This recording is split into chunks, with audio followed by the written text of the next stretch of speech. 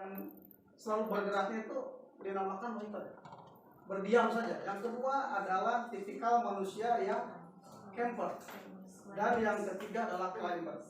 Maka Bapak Ibu sekalian, pada hari ini posisi kita di mana? Mudah-mudahan posisi kita tidak di posisi waiter ya, hanya menunggu saja, tetapi harus mari bersama-sama menurut tadi Ustaz Lukman, kita bergerak bersama-sama. Kemudian yang kedua, sebelumnya camper ini bagaimana? Itu orang bergerak, akan tetapi ketika mendapatkan sebuah kondisi yang nyaman, dia sudah tidak akan bergerak lagi.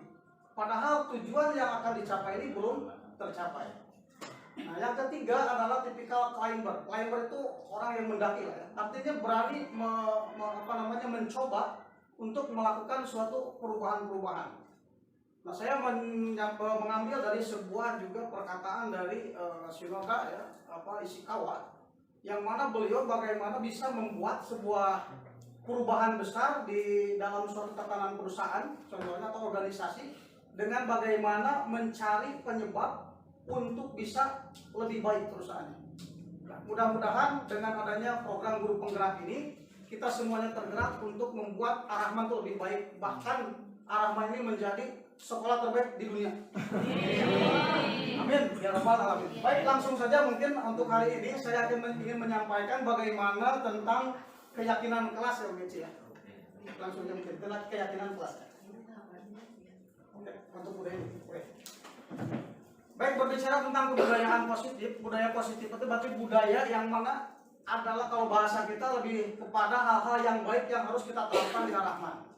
Sebetulnya saya sudah membuatkan sebuah presentasi yang mudah-mudahan nanti bisa diadopsi dan bisa diterapkan untuk bersama-sama, yang mana diambil dari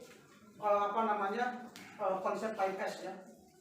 Kemudian untuk kebudayaan sendiri, kalau kita melihat atau merujuk kepada Kuncana Ningrat, ada yang pertama adalah bahasa. Maka betul ya, bahasa itu ini sangat penting sekali.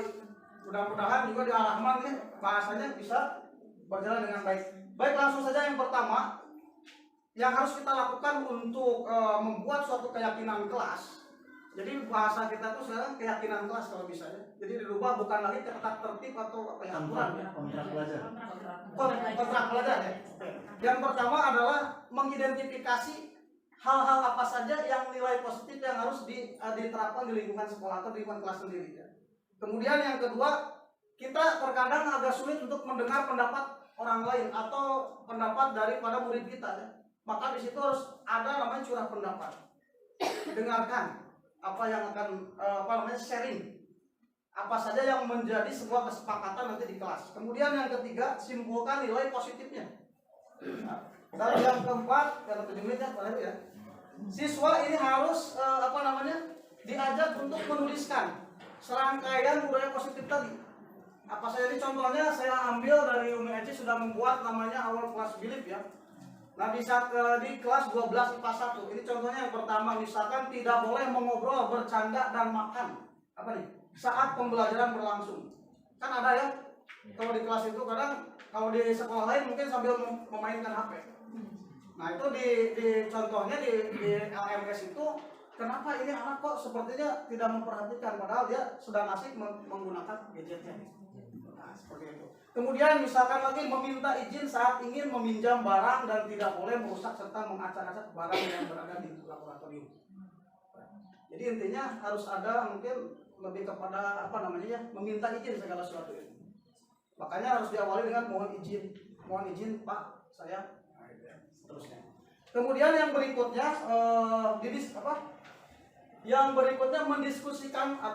mendiskusikan konsekuensi apa yang akan didapatkan atau yang dilakukan oleh kita bersama murid-murid kita dalam implementasinya. Kemudian buat dalam bentuk poster. Nah, mudah-mudahan kalau ini Ustaz Lukman belum pernah buat ya di kelas itu sangat inspiratif sekali ya, tata tertib itu. Jadi anak cuma mungkin nanti penataannya saya akan coba dengan 5S ini. Itu ada namanya di dalam 5S namanya hitong ya. Dalam bahasa Jepangnya nanti ada harus jelas gitu. Tempatnya di mana, poster itu, dan harus bisa terbaca. Kan selama ini mungkin hanya kecil ya, kadang-kadang orang juga nggak mau membaca gitu. Dan yang terakhir, marilah kita merefleksikan. Jadi apa yang telah kita lakukan ataupun hal-hal yang perlu dilakukan bersama-sama harus ada refleksi. Jika misalkan hal ini dianggap baik, gitu ya, itu bisa dilanjutkan atau perlu ada yang namanya kelas ini ya, our class belief ini tentu bisa terus mengupdate diri. Gitu. Artinya tidak mutlak ya, bisa juga berubah dengan kesepakatan yang baru. Mungkin ini saja Pak Heru yang dapat saya sampaikan. Rekan-rekan semuanya, kurang lebihnya mohon maaf.